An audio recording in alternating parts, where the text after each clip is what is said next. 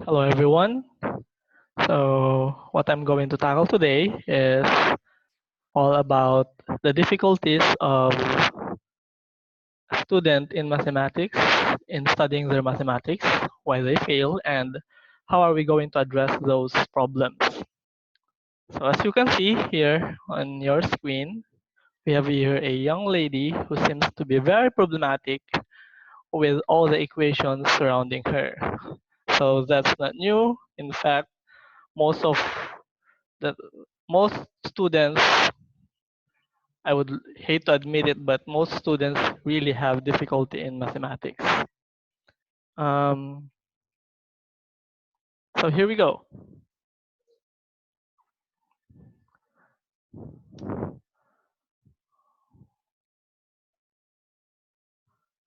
So 5 reasons why students fail in their math subject and how to deal with them. So magbibigay po tayo ng 5. Ito po yung mga pinaka-common. Kung meron po kayo may suggest na ibang rason, or kung sa tingin po ninyo ay hindi kayo sang-ayon sa mga sasabihin kong rason kung bakit nagfe-fail ang mga students sa kanilang math subject, pwede po kayo mag-iwan ng comment. Okay? So, yun po. Una, lack of interest. Ayan. Nakikita po ninyo mayroong nangungulangot. So, ito yung pinakauna sa list. Why? Because yung improvement natin sa mathematics ay nakadepende po sa interest. Actually, hindi lang po sa mathematics yan. Sa kahit anong ginagawa po natin, kailangan po interesado muna tayo bago natin pag-aralan yan. Kasi kung wala tayong interest, hindi po tayo magkakaroon ng drive to learn. Okay? So ito yung mga paraan para ma-arouse yung interest ng estudyante. We have to expose your child, so dapat yan, your child to problem solving. Yan yung isa sa mga nilagay ko kasi po ang mga kabataan po ngayon pag may nakitang problem sa board, hindi na po agad sasabihin na nila agad na, hey, teka, saglit, ang hirap naman yata niyan. O kaya naman, pag meron na silang problema, even at your home, sasabihin na nila, ayoko na, suko na ako. So, as early as in the elementary years, kailangan po hindi na nila sinusukuan ang problema. Dapat tinuturuan na natin sila kung paano mag-solve ng problems kahit sa real life. Ayan. Pangalawa, start with easy problems. Oo nga naman. Kailangan magsimula sa pinakamadali hanggang sa pahirap ng pahirap. Bakit? Kasi po, pag inuna natin yung pinakamahirap, mawawalan na ng gana yung estudyante, lalong-lalo na kung pinaka-hate niyang subject ang math. Pero sa mga, sa mga above average na estudyante, they usually start with the most difficult. Tapos pag hindi na nila nakukuha yung mga sagot doon, pupunta sila sa susunod na doon sa mas madali. Ganon. So, baliktad. So, sa mga hindi masyadong mahilig sa math, kailangan una muna is easy problems para magkaroon sila ng interest para, uy, saglit, madali. Ganon. So, kapag kabisado na nila yon, yung pag-solve ng madadaling problems, ayun na, pwede mo nang mas pahirapan ng kaunti para naman mas ma-challenge yung bata. Then, puzzles could be very helpful. Well, this is also related with problem solving, but in this case, ginagawa nating mas relate, mas mas enjoyable yung pagsosolve. So, sa puzzles, ano mga puzzles yan?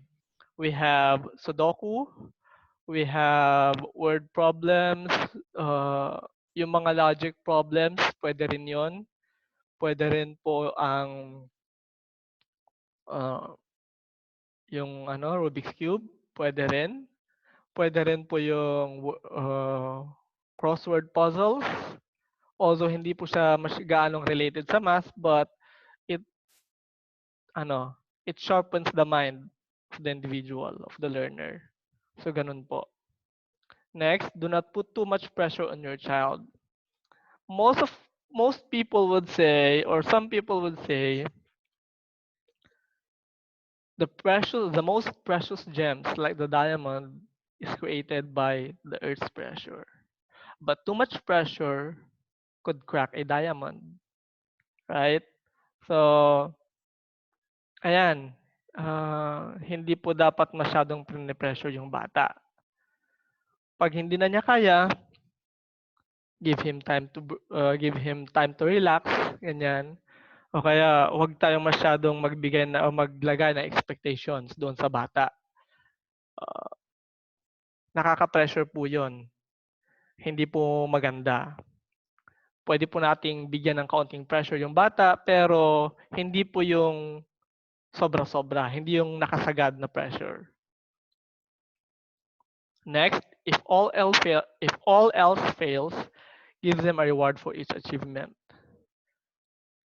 Nothing beats a reward.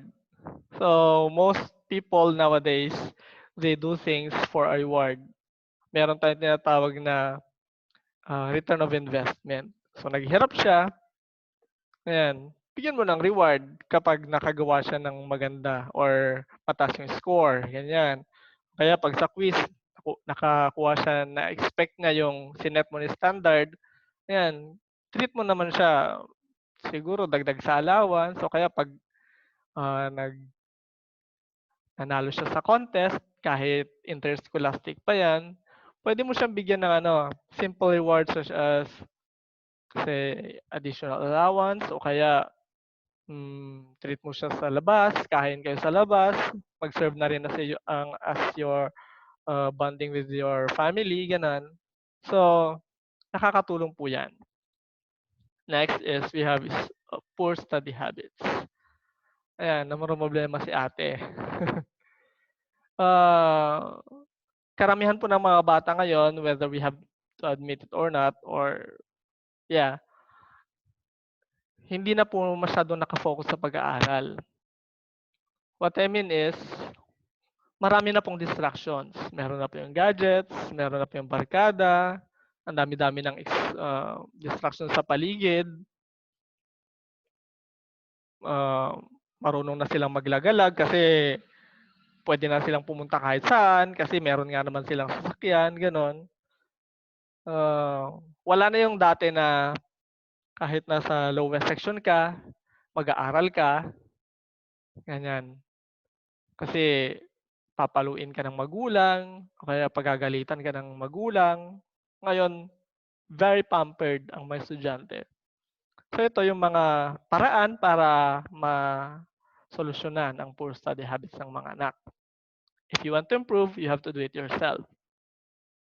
Siyempre, connected po ito doon sa una, which is doon sa previous na talakay, which is about interest. You have to do it yourself kasi kung hindi mo yan gagawin ng sarili mo, kung magre-rely ka lamang sa iba, hindi ka matututo. During the new normal, ito po yung dapat pakaiwas-iwasan ng mga magulang. Yung sasabihin kung ano yung mga sagot, ganyan. O kaya,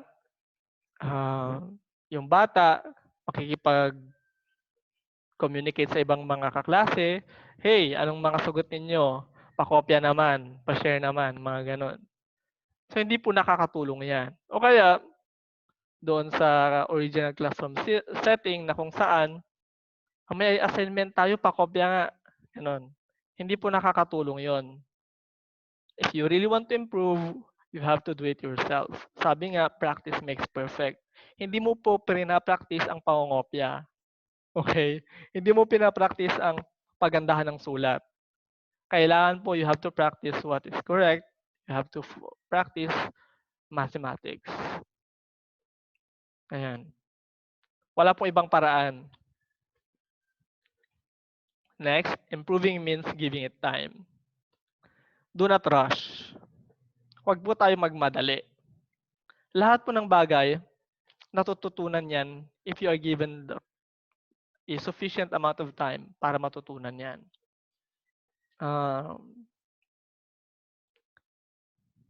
Next, focus on the task at hand. Ayan.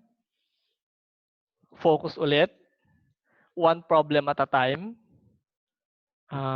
Hindi mo pwedeng pagsabay-sabay na isolve yung mga problems. Kaya marami kayong subjects.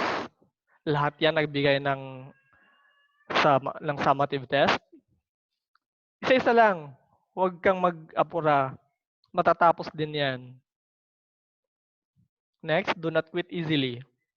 Ayan, medyo, ito nga nasabi ko na kanina, maraming mga kabataan ngayon, nakakita lang ng problem sa board, ayaw nang mag-solve. Hindi man lang sinubukan. Hindi po dapat ganoon ang attitude natin. Kapag meron po tayong problem, or merong binigay na task, kailangan natin gawin muna. Ayan. Gawin muna natin kung anong magagawa natin. Tapos kung hindi na kaya, edi so be it.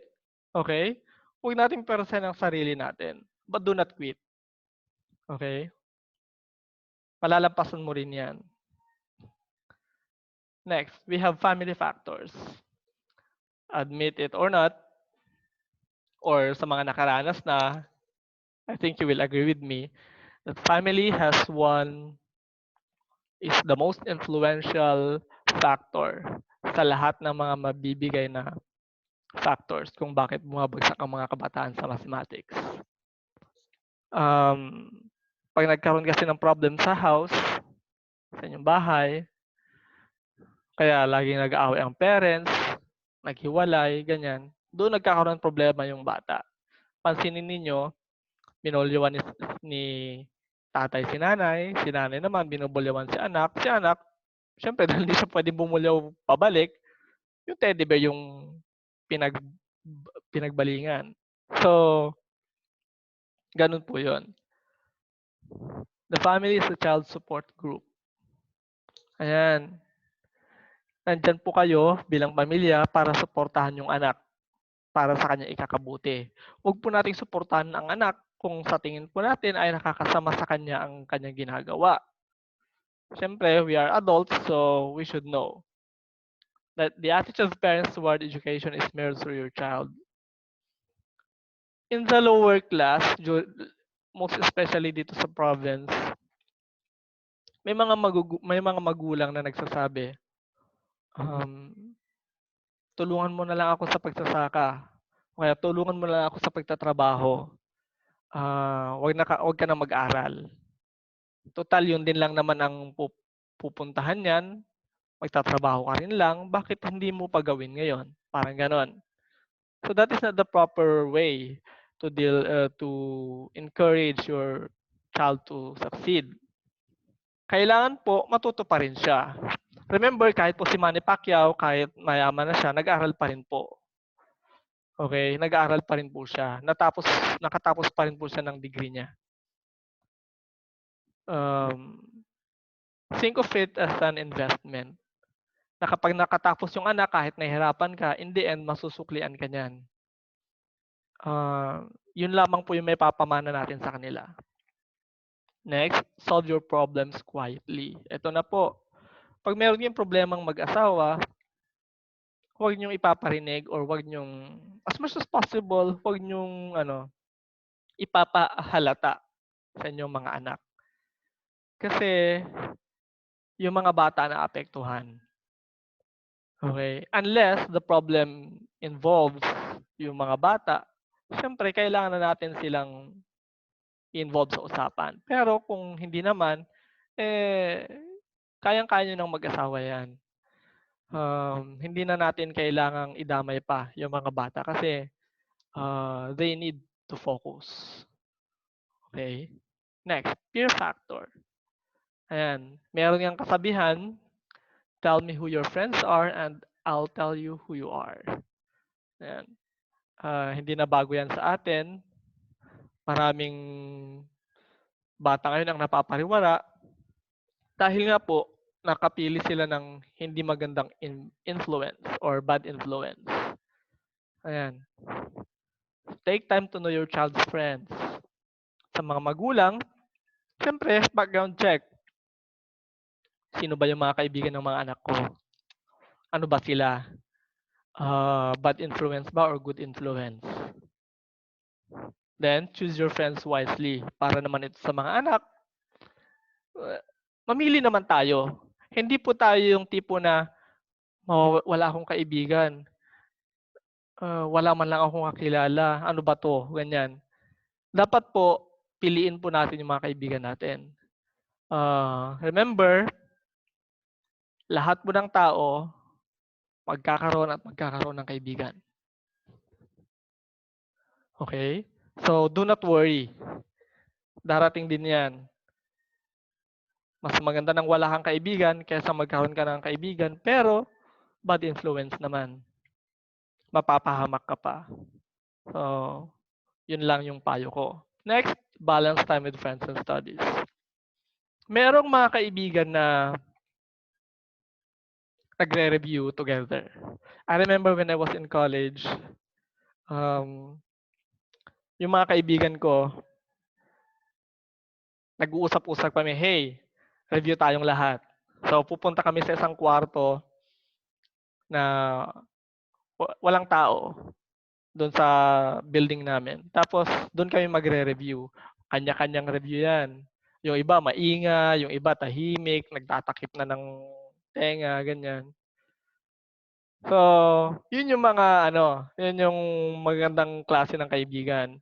Tapos kung halimbawa meron kayong lakad pero kailangan mong mag-aral, so kailangan sabihan mo sila na pasensya na friend, hindi ako pwede ngayon kasi meron tayong assignment na hindi ko pa nagawa. Kung sasabihin nilang, kopya ka na lang sa amin. Sabihin mo naman na siguro bawi na lang ako next time, ganyan. So, hindi naman siguro masyadong hindi naman siguro ganun ka-importante yung pupuntahan ninyo para hindi ka nila pagbigyan na mag-aral muna, di ba? So, maintindihan nila yan. Well, ito yung siguro maraming magre-react dito, pero ako man, kahit guro ako, I would say na meron pong teacher factor. Okay. When I was in college again, college ulit, meron pa akong teacher na meron pa akong instructor na magna cum laude daw siya nung graduate siya. So, kapag nagtuturo po yan, kaharap po niya yung board. Nagsasalita siya, kausap niya yung board. Tapos, pag magtatanong na siya, saka lang siya harap sa amin. At every time na kapag yan yung teacher, siya yung teacher ko, hindi po ganun kataas yung mga grades ko sa kanya. So, ayun po, teacher factor. Meron din po yung mga teachers na kahit ano explain nila, sa tingin nila na nasabi na nila yung pinakasimpleng paraan, pero para sa bata, hindi pa nila masyadong naiintindihan yung explanation. Kasi, hindi nga naman magkapareho yung level ng teacher sa student. So here are the ways. Asking questions is not something to be ashamed of. Maraming estudyante po ngayon, relate po ako dito kasi in my class, I would ask my students to ask questions. I would solicit questions from them. Tatanungin sila, is there any question? And the usual answer is none, sir, or silence. Wala. Wala silang tanong. And that is the usual scenario. Even if sabihin mo na, hey, hindi po dapat kayo ma-intimidate na magtanong kasi kapag nagtanong kayo, it means that nakikinig kayo. So, yun yung lagi kong sinasabi sa kanila. Hindi po dapat sila ma-intimidate. Basta po yung pagtatanong is respectful naman. At saka, wag naman pong paulit-ulit yung tanong. minsan naiirita rin ako, I will admit that, na naiirita ako minsan kapag si student A, tinanong niya ako, "Sir, ah, paano po yung paano po ginagawa o ano pong technique ang ginagawa para ma-factor yung isang quadratic expression, yung pinakamabilis." Tapos mamaya pagka sagot ko nun, another question, then another question ng ibang bata, same question nung nauna.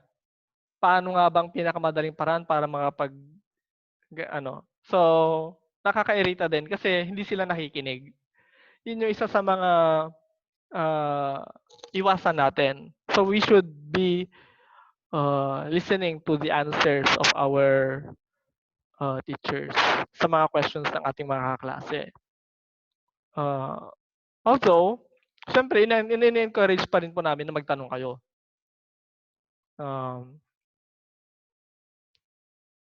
Basta po hindi po nakakabastos sa mga teacher. Okay? I remember one time, well, hindi lang po isang beses pero maraming beses ko pong question yung mga teachers ko regarding their solutions. And of course, buti na lang yung mga teachers ko na yon is open-minded. So, they really took their time para pag-aralan. Hey, meron yatang point si Sir Norman. Ganon. Or si Norman. O kaya, sinabi paminsan ng isa kong teacher, ng isa kong instructor, sabi niya sa akin, "You are very analytical." So ganon, nakaka-proud kasi sasabihan ka ng ganon ng instructor mo. So, kapag mayroong sense yung question, I really do praise students na magandang questions. Sasabihin ko talaga, that is a very good question. Ganon. You can ask your teachers whether you are inside the classroom or you are outside. Ganon po ako. Ganon po sa akin. Wala po akong pinipiling time as long as hindi naman po ako ganon ka-busy. Okay po. Next. If you really can't understand the explanation of your teacher, ask help from other teachers. Ayan po. Dito pumapasok yung tinatawag natin na individual differences ng mga teachers. Merong mga teachers na dinadaan nila sa chalk talk. Yung iba naman, demonstration. Yung iba, i-relate sa real life, mga ganon. So, nagkakaiba-iba po yung mga teachers. Bakit po kailangan sa teacher na magtanong at bakit hindi sa kaklase? Ang kagandahan po kasi pag sa teacher, alam mong tama yung sagot. Pag sa kaklase po, hindi ka makakasiguro kahit pa siya yung pinakamatalinong klase. Pwede rin naman po sa kaklase, pero mag-verify pa rin po kayo kung tama ba yung sagot. Okay? Halimbawa, you came up with a solution, pinakita ng kaklase mo, tapos ipacheck mo doon sa teacher. Sir, ganito po ba? Tama po ba yung solution namin? Okay, pag mali, ask kung bakit. Ganito, ganito, ganyan. Pero pag tama, then jackpot yung kaklase mo. Okay? So, ganun po. Always remember that a teacher never gives problems which you can never solve. College days, I had a teacher in engineering. Kasi meron pa akong mga subjects sa engineering na yung teacher ko po, akala ko, kasi ganito yung nangyari.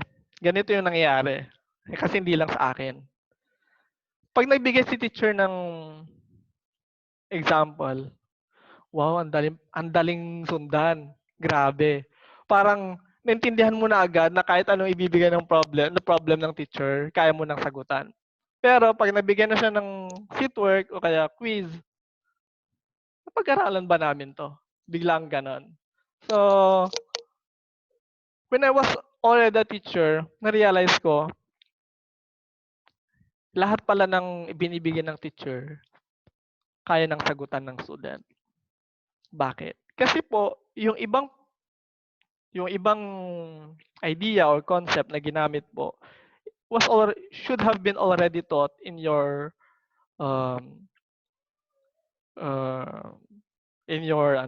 kumbaga sa mga mas nauna mo ng subject na math, sa mga mas elementary na subject mo. Ganon. Hindi ka dapat nakafocus doon sa concepts na ginamit ng teacher mo today, pero kailangan mo ring tandaan kung ano yung mga concepts pa na naituro ng iba mong mga teacher nung mga elementary ka, high school, or mga first year college ka, mga ganon. Kasi po, lahat po yan ginagamit. Okay? Gamit na gamit. Paulit-ulit lang po. Okay? Next. So, ayun po. Yun po yung mga ano factors and how to deal with those problems. If you have any questions, you can leave your comment, and kung meron po kayong mga topic suggestions, you could also leave them in the comment section below. So I hope nakasubscribe na kayo, and thank you for watching my video. See you in my next video. Salamat po.